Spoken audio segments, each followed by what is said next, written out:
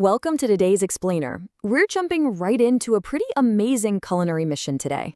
We're going to take a notoriously intimidating, often super harsh vegetable, the bitter gourd, and completely transform it into a savory, delicious, kid-friendly masterpiece that goes absolutely perfectly with a hot bowl of rice.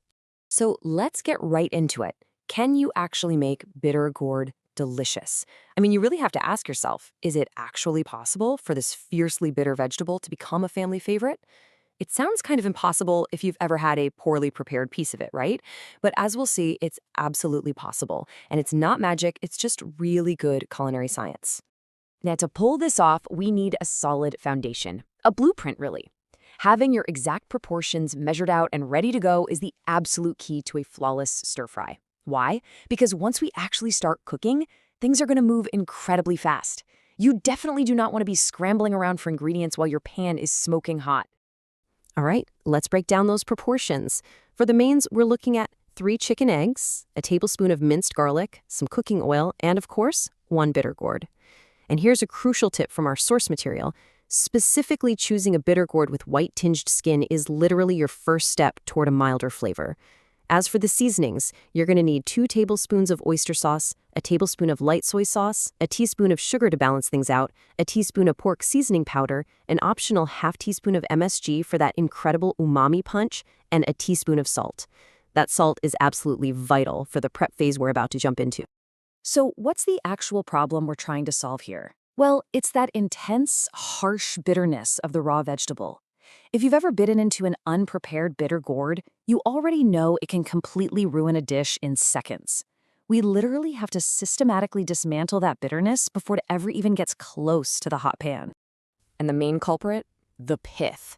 That's the white, spongy membrane and all those seeds right inside the gourd. This is where the absolute highest concentration of bitterness lives. Taking a spoon and removing every single trace of this white membrane is your absolutely critical first step. You have to scrape it completely clean, literally 0 white tissue left behind. Okay, so this brings us to the full anti-bitterness protocol. Step 1, like we just said, scrape out all the pith. But step 2 is where the magic really happens. You wash the gourd in salt water, about a teaspoon of salt, 3 times, and then you slice it thinly. Moving on to step 3, you soak those slices in more salt water, and you literally squeeze and knead the gourd with your own hands. By doing this, you're physically forcing that harsh, bitter liquid right out of the vegetable cells, leaving it super mild and ready to soak up all our savory seasonings. Finally, just rinse it out 2 or 3 times to wash away any leftover salt. Now we've tackled the taste problem, but we've got another major challenge. How do we keep this vegetable looking vibrant and appetizing? Let's be real, nobody wants to eat a dull, gray, mushy vegetable, especially kids. We absolutely need a technique that saves that beautiful color and the perfect texture. Here's what you don't do. If you try boiling the gourd too long to soften it up, you are entering a total culinary disaster zone. You'll end up with a dull, mushy, totally unappetizing mess. Instead, we use a pro technique from our source. It's a super quick blanch in boiling water, followed instantly by an ice-cold water shock. That cold water instantly stops the cooking process dead in its tracks, locking in that stunning bright green color and keeping the texture deeply, wonderfully crisp. Because all that brilliant prep work we just did handled the heavy lifting, the actual cooking process, it's lightning fast. This is the quick-fire cook. You want your pan super hot, and you want all those perfectly measured ingredients sitting right within arm's reach. Let's walk through this super rapid stir-fry sequence. First up, fry that tablespoon of minced garlic in 2 tablespoons of oil until it smells amazing. Second, drop in the 3 eggs and just soft scramble them until they're barely set. Seriously, you do not want them fully cooked or rubbery yet. Third, immediately toss in your blanched, ice-shocked bitter gourd. And finally, just rapidly toss the whole thing together with all your seasonings. Because the gourd is already blanched, you're really just marrying all these flavors together quickly, so absolutely nothing overcooks. And just look at what we've achieved. Let's quickly summarize these core takeaways. By following this exact protocol, you get 0 harsh bitterness, none. You keep this gorgeous, vibrant green color that just pops on the plate. Your stovetop cooking time is incredibly fast. The flavor profile is perfectly mild, savory, and rich.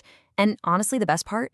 This turns a notoriously scary vegetable into a nutritious, child-friendly meal that they'll actually want to eat, especially with a big bowl of hot rice. This really brings us to the core lesson of today's explainer.